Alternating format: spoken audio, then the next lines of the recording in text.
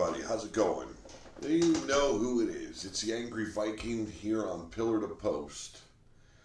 Now, I'd like to be outside right now working on either the Polara or the Studebaker, but I'm still dealing with that lingering flu. So, doing something a little bit different. Just kind of chilling out and doing a heck of a lot of writing. Um, it seems like it's always in the old brain pan as of late. So with this new series coming, which will be published by New Icon and Monolith, it's I'm in, I believe, the fourth, as he calls them, episodes. I call them chapters. They're basically short stories that are released once a month, and it has turned into quite the project, and I'm really, really loving the direction that it's starting to go. Like I said, 4 episodes in, and I'm hoping that I really bring something different, not just to Monolith, but to this style of writing. You know, it's not easy to venture outside of something that you've done your whole life. Me, I've always lived in a fantasy world when it came to writing. I've been able to put myself into that world that I create and write a story about it. This is something far different even than Wasteland and Dragon's Gate. You know, I enjoy writing, but being able to finally step out of my comfort zone, I think it's also helped me when it comes to the fantasy fiction as well. We're not just going to be talking about writing right now either. I'm just doing something to let you guys know how things are going. Now my hopes are, like, it is the 5th month. We're halfway through the month. I'm hoping the series will be completed by the beginning of next month, which I believe is June. Yes, it is May.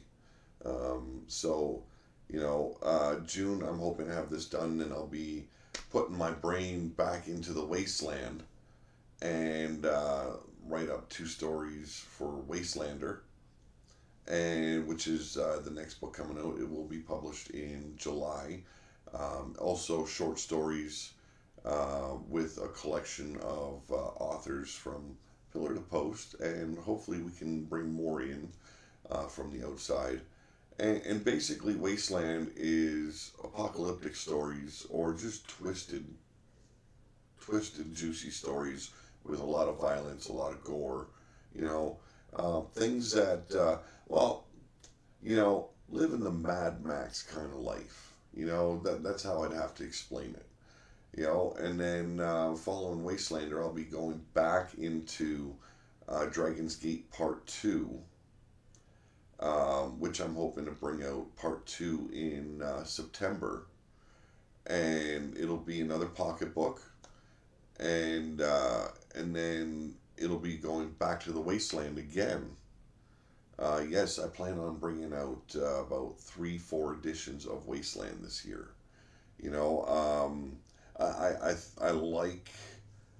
I like where the minds are going with the authors. I like the direction they're going with these characters that they've created. And, if they want to keep on going along with that character build throughout each publication, I'm all too happy with it. If they want to venture out and create something new, I'm all for it as well. And if anyone out there that wants to get involved, all you have to do is contact me. Either, put a comment down in the comment section here on the video. I'm going to have links for Dragon's Gate part one as well as Wasteland in the description. But don't be afraid to just reach out to me and let me know you want to take part in Wasteland. It doesn't matter if it's three, four, five, six, seven, 20 different authors taking part in it. It just makes it that much more. And it brings the Wasteland to life. So if you want to write something and you want it in there for Wastelander, just contact me. We're running out of time. Like I said, all of June will be in preparation of getting Wastelander out, and you know, keep on bringing Wasteland out. And like I said, this year I want to do 4 installments. Also, by December, I want to have Dragon's Gate Part 3 published, and then in January will be the release of the hardcover, which will combine all 3 parts into one for a little bit of a collector's edition for Dragon's Gate. Now, also in January, I'm planning on republishing Dragon's Kin and bringing that out in a hardcover along with a whole new cover. It's something I've wanted to do for a long time. I've never been happy with the original cover. It's always bothered me.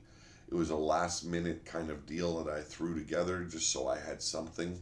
And I was in a state of mind that I had to get it published, or else I'd let those insecurities, rule me again, and I wouldn't go through with it. And then unfortunately, health issues kicked in, and Dragon's Gate was put on hold for a very long time. So I'm glad to start being able to write again and everything. But also this summer, I'm going to be taking you on a little tour of the Polara, showing you everything that we're going to be doing this summer, and we're going to do well, not a live, but a recording of our first trip in the Polara, and that will be this summer.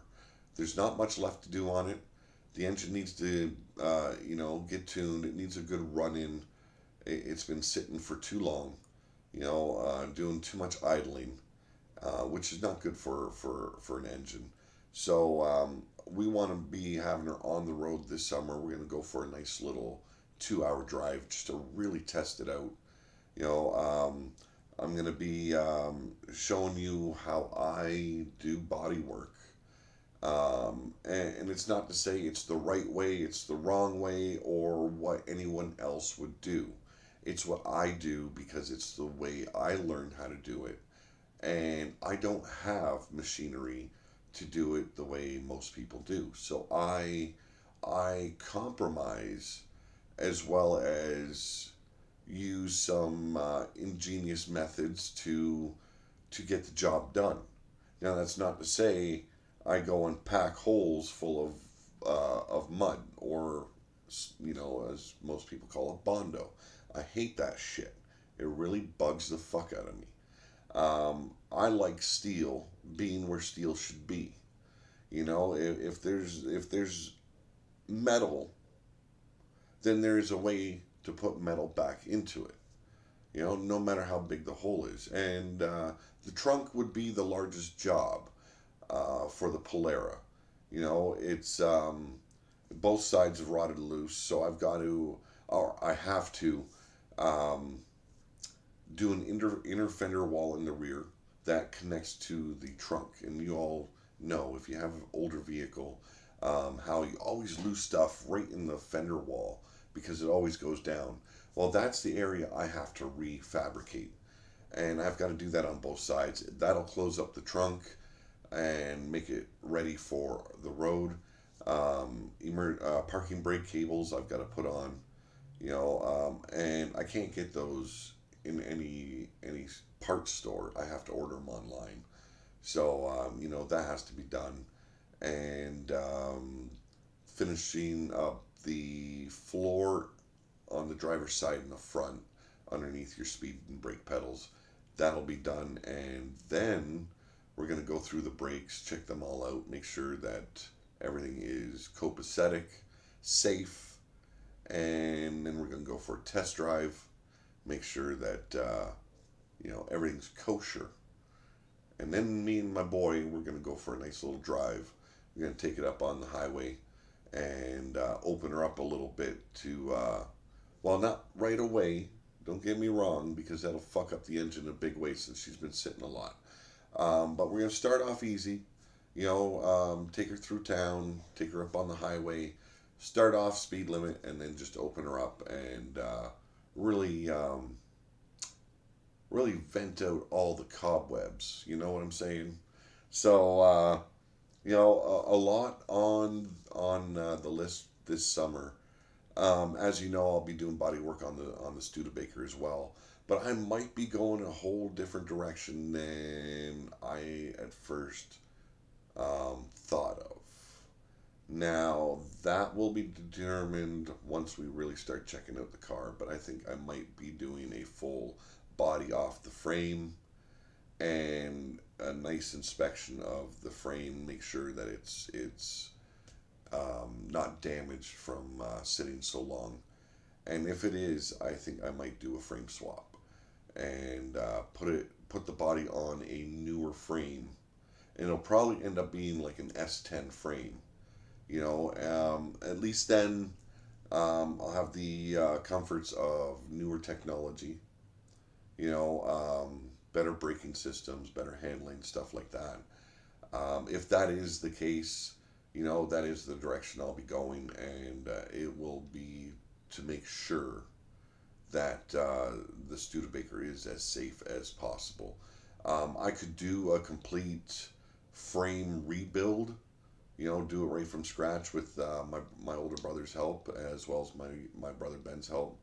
Ben and Abe, they've been a big help to me in a lot of ways. Abe, me and him, we were out of touch for a long time, and it's so good to have my brother back in my life. And if anyone has paid any attention to this channel, I am a family guy. There might be conflict in family. Sometimes time is what you need to make those corrections, and it seems like that's happening. I'm very proud of that fact.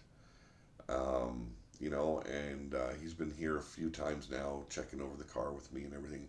We're going to also do a video on the Studebaker when he comes down next. We're going to try and free up the engine, because yes, she is stuck from sitting so long. So we're going to be putting on a socket, ratchet, and a pry bar, and we're going to coax the engine free. Now, my issue is still, it was a V8. The straight six that's in there doesn't exactly belong in there. It doesn't even look like it's safely been put in there. So my conflict is still putting a V8 in there. And if I end up having to do a frame swap, then yes, there's a V8 going in there. And I don't care if it's a 305. I don't care if it's a 350. I don't care if it's 318. I don't care if it's a 440. I'd be proud if it was a 440. But it's a project that I wanted to have done this year, and I'm hoping I can get it done. But as you can see, I've got a lot on my mind. I'm happy. Like, this flu's, for the most part, it's past me. I've still got a lot of congestion in my chest. Sinus is still acting up, still hacking up a lot of crap that nobody ever wants to see or even talk about. But it's happening, and it's the way life is, and this has been, I think, the longest flu I've held on to this year, and it came at the end of winter, which always confounds me. But Yes, I'm still smoking. I do apologize for that. I hope to quit, but you know, it is what it is. Now, this is not to say that I'm going not going to be figuring out a schedule to bring RWO action back out.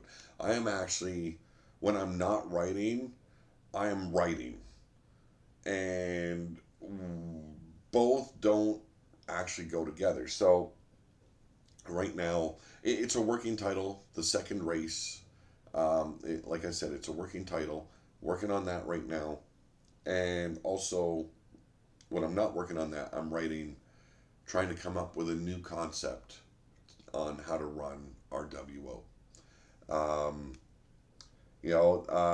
I went through a new computer during the wintertime, lost all the stats I used to carry, and so and then with the matches I've been throwing, they've been more or less matches just to have a little bit of fun with.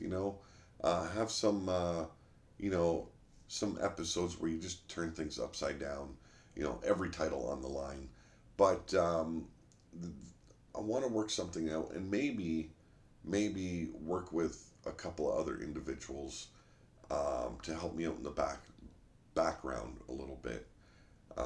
Have them on air with me at times if they've got a PS4 as well. Sit and and character build a little bit more while we're doing the show. But like I said, I'm working on some stuff. I want to keep RWO alive. It's something I've always loved doing. And with, you know, who knows what the next gen 2K wrestling game is going to be like. There's rumors there's going to be a new game out, new style coming out. I don't give a shit right now. What I want to focus on is 2K19 and what we're doing. There's a lot of shows out there that are doing a great job. Some of them fairly new and still trying to find their confidence in what they're doing. Guys, do your thing. Do your thing the way you do it, because for the most part, I love sitting there and just watching what you guys are doing. I might not be streaming much on my own right now, but being able to go and tune in to something different than what I do and what someone else does, it's comfortable. Everyone's got their own flair, everyone's got their own way of doing things. Don't be discouraged because you get a couple of bad comments, or the views aren't up there like you wish they would be. You know, the people that enjoy your what you're doing, they'll tune in. You know, you can all believe that there's this community of people that are supporting everyone. You know, it's not really the way it works. It isn't. If they don't enjoy your product, they're not going to watch. If they enjoy it, they watch. Don't don't worry about it. Those viewers will come. And when people see that you're confident in the way you're doing it, they'll be there. And if you're having a bad day, this is something I had to learn. If you're having a bad day, don't do your show. It's probably the biggest mistake, and a recurring mistake I always did with my shows. I forced myself. It's like, no, I got to do it. I got to be there. I've got to punch it out. I'm strong. I can fucking do it, and no one can stop me. Not even a flu. Not even a headache. Not even a migraine. Not even, you know, running back and forth to the bathroom, heaving your guts out. I did it regardless. I brought it to the point where I almost fractured my larynx, coughing up blood, and not being able to speak for days on end because I just blew the fuck out of my vocal cords. Um, if you've had a bad day, personal wise, sometimes streaming can be a good cure for it. Other times, people can, can sense shit hasn't gone right today, and maybe, just maybe, he shouldn't be doing the show. You know, those are days, don't be afraid to cancel an episode. Don't be afraid to just tell people, you know what?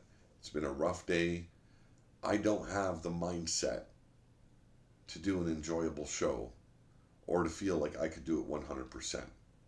Take that day off. Don't be afraid to either. Don't feel guilty about it.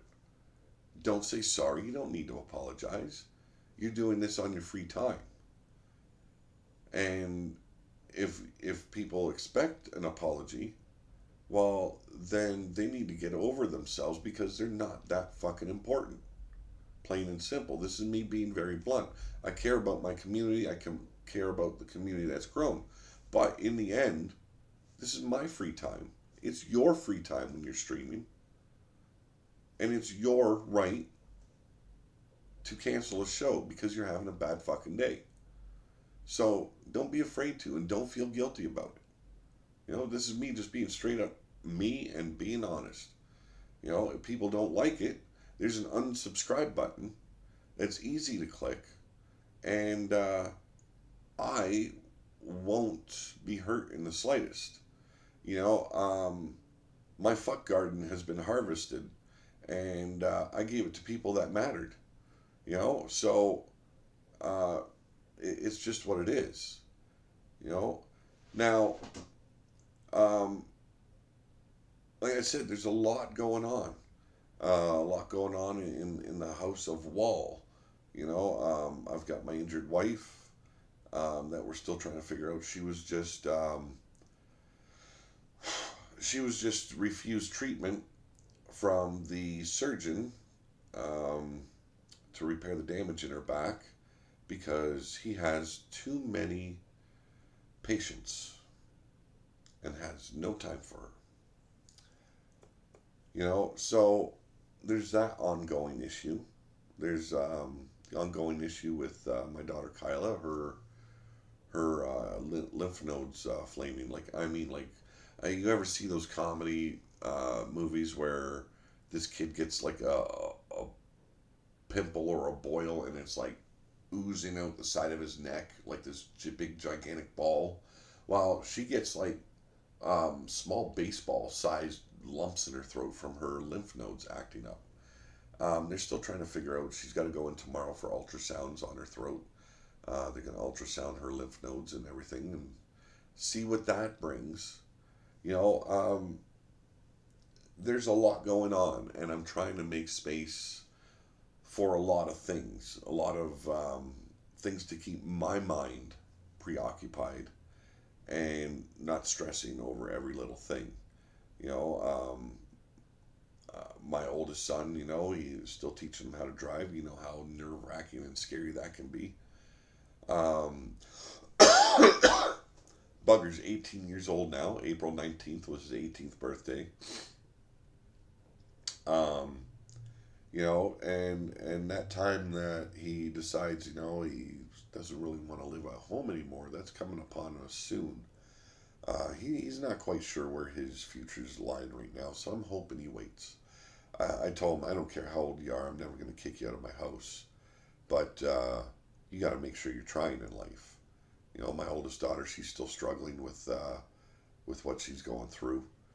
I always worry about her. I always try and make her smile every day. I try and make all my kids smile every day.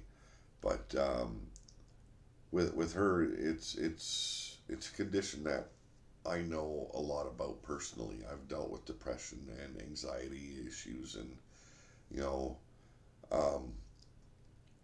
self-inflicting wounds and stuff like that. I've lived that. So it's a lot on the plate, but I've got some pretty big fucking shoulders, and where I used to crumble before, I've been able to stand tall and carry the load, and I'm proud of myself for that fact alone. I've got days where I break. Everyone does. But with things the way they're going, with with the books, with the writing, with everything.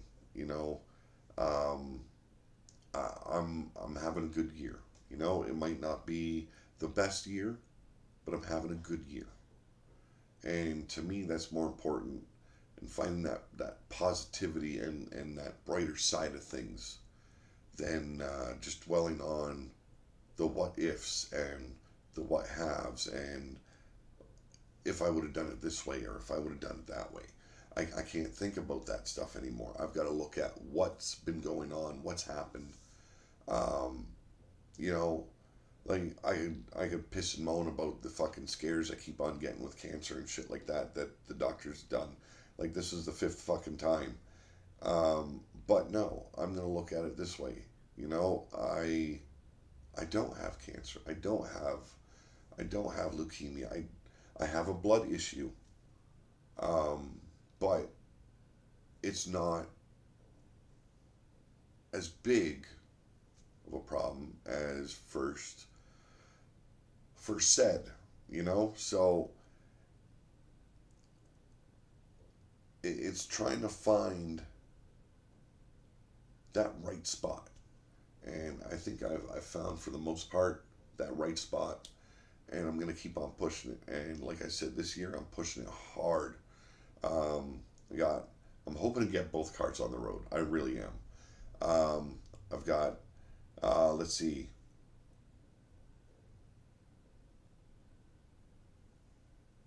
five, basically five books coming out this year yet. You know, it's a lot, but I'm having fun doing it. So I want to thank you for sitting down with me for this little bit and just shooting the breeze. Now, there's also been a lot of talk about AEW and recent events and their TV deals going down. Almar, you little cunt, you know, fucking starting that topic in your Skype chat. God damn it, I was so tired of typing already, and then you had to bring that up, and it's like, oh, you whore. But, you know, maybe I can convince some of the other podcasters, you know, Blaze, Omar, um, Alex, Minerva, you know, maybe, you know, Mordrin, you know, Yeti, some of those guys to hop on one night on Skype. We have a good old discussion, a nice panel of people that love wrestling and see where it takes us. It doesn't have to be on Pillar to Post. It can be on anyone's channel. It doesn't bother me. But, you know, instead of like in Skype chat discussing it, how about we just bring it out in the open and see where everyone is at and how they feel about all this AEW stuff and what's been going on in the world of wrestling. So this is me. You know, you guys have a great day. Always have a better tomorrow.